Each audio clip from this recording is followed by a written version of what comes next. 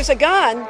There was a gun in his hand, okay? One child we know is in critical condition this morning. Another man was hurt after that shooting. We're devastated. I mean, we've been here 65 years and have somebody shooting in your... A disturbing incident transpired at Joel Osteen's Texas megachurch as a woman, donned in a trench coat, unleashed gunfire within the sanctuary.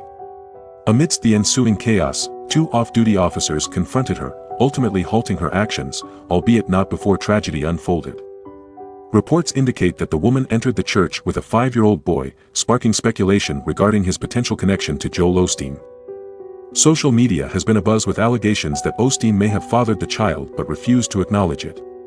Frustrated and desperate, the woman took matters into her own hands, leading to a heartbreaking turn of events. During the gunfire, the child was shot and sustained severe injuries, compounding the already tumultuous situation. Houston Police Chief Troy Finner revealed that it remains uncertain whether the child was struck by the off-duty officers who returned fire.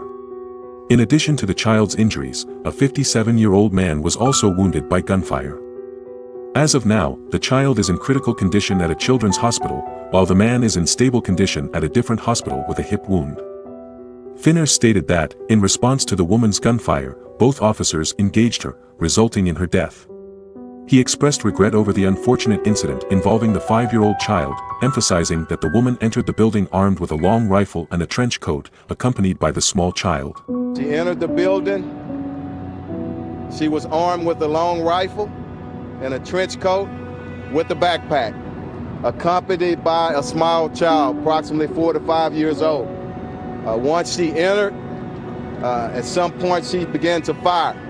Both officers, the officer and agent, engaged, striking the female. She's deceased here on the scene.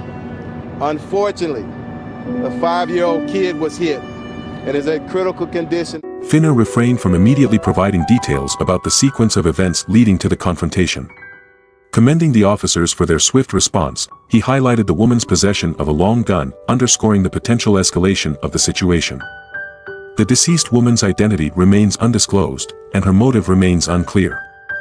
The shooting transpired during the break between services at the megachurch, which claims a weekly attendance of 45,000, ranking it as the 3rd largest in the United States according to the Hartford Institute for Religion Research.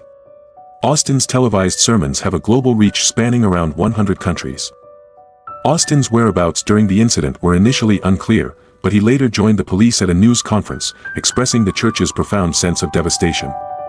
He stressed that the situation could have worsened if it had occurred during the busier 11 a.m. service.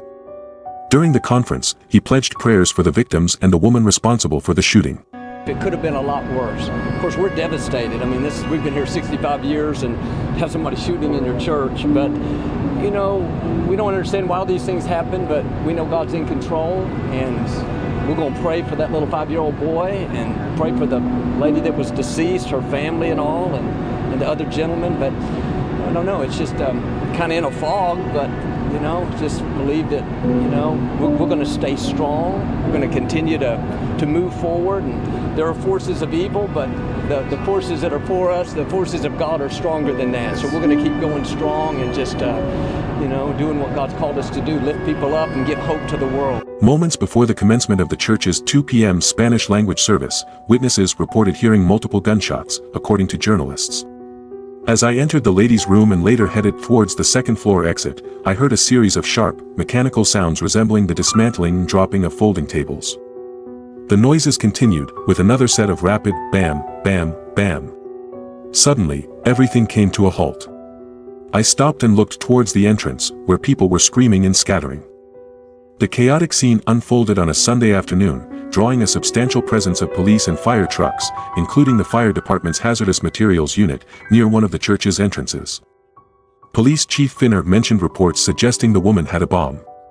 However, subsequent searches of her vehicle and backpack revealed no explosives. Once she went down, officers reported back to us that she threatened that she had a bomb. So we searched her vehicle, our bomb squad, and also the backpack. No explosives were found. Before the news conference, authorities evacuated the church, and worshippers were seen leaving the building. Promptly, officials announced the setup of a reunification center at a nearby gym, aiding individuals in finding their loved ones. Over the last 25 years, the church has undergone remarkable growth under the leadership of Joel Osteen. He took on the role after his father's passing in 1999. Many assert that Joel Osteen's vibrant style of Christian televangelism has resonated with millions, fostering a significant following. If you found value in this video, please consider liking, sharing, and subscribing. Don't forget to hit the notification bell to stay updated on our future posts. Explore our other videos currently displayed on screen. Remember to live a life pleasing to God, filled with prayer and fasting. Thank you for watching.